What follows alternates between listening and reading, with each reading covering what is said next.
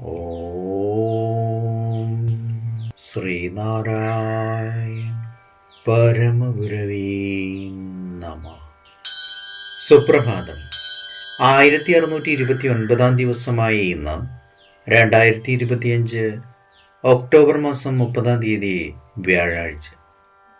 1201 ആണ്ട് തുലാമാസം 13 ഗുരുവചനങ്ങളിലൂടെ മിതമായേ ചെലവ് ചെയ്യാവൂ.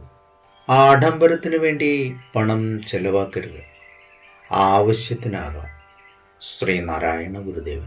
ശ്രീ നടരാജ ഗുരു എഴുതിയ ഗുരുവിരൽ എന്ന പുസ്തകത്തിൽ ഗുരുവും ശിഷ്യനും എന്ന് വിവരിക്കുന്നതിന്റെ 33 ഭാഗമാണ് ഇന്ന് അവതരിപ്പിക്കുന്നത്. ദ്വിജന്റെ അടയാളമായ യജ്ഞസൂത്രം അവന്റെ ശരീരത്തിൽ ഉണ്ടായിരിക്കും. സാമൂഹ്യമായ മേന്മയെയല്ല അർത്ഥമാക്കുന്നത്.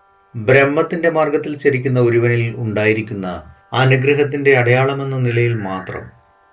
ഏതു കുലത്തിൽ ജനിച്ചു എന്നത് ഇവിടെ അപ്രസക്തമാണ്. സംശുദ്ധമായ ജീവിതചര്യയും അറിവിനു വേണ്ടിയുള്ള ആത്മാർപ്പണവും ഉള്ളതുകൊണ്ട് തന്നെ അവൻ ബ്രാഹ്മണനായി കഴിഞ്ഞു. ജാതിശ്രേഷ്ഠത കാണിക്കാനായി ഉച്ചിയിൽ വയ്ക്കാറുള്ള ശിഖ അവൻ സാധാരണഗതിയിൽ എടുത്തു കളയാറാണ് പതിവ്. എന്നാൽ ജാതകർമ്മങ്ങളും ശേഷക്രിയകളും മറ്റും നടത്തുന്നതിൽ സഹായിക്കുന്നതിനു വേണ്ടി ശിഖ പിന്നെയും വെച്ചുകൊണ്ടിരുന്നെന്ന് വരാം.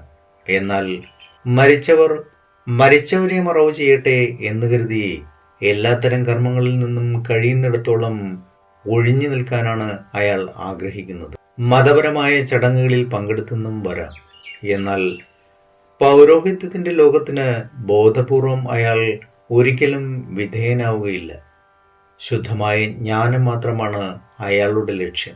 അതിൻ്റേത് പ്രവൃത്തിമാർഗമല്ല, നിവർത്തിമാർഗമാണ്. അവിടെ കർത്തവ്യങ്ങളൊന്നുമില്ല. അവിടെ സാമൂഹ്യമായ കടപ്പാടുകളോ ചുമതലകളോ ഇല്ല. ജ്ഞാനരഹസ്യത്തിൻ്റെ ലബ്ധിക്ക് വേണ്ടി ആദർശധീരതയോടുകൂടി മുന്നേറാനായി സമർപ്പിക്കപ്പെട്ടതാണ് അയാളുടെ ജീവിതം. ഏവർക്കും നന്മ നിറഞ്ഞൊരു സുദിനമായിരിക്കട്ടെ എന്ന് ആശംസിച്ചുകൊണ്ട് നിർത്തുന്നു. നന്ദി, നമസ്കാരം. ഗുരുധർമ്മം ജയിക്കട്ടെ. ശബ്ദം നൽകിയത് സുജീഷ് മഹേശ്വരൻ.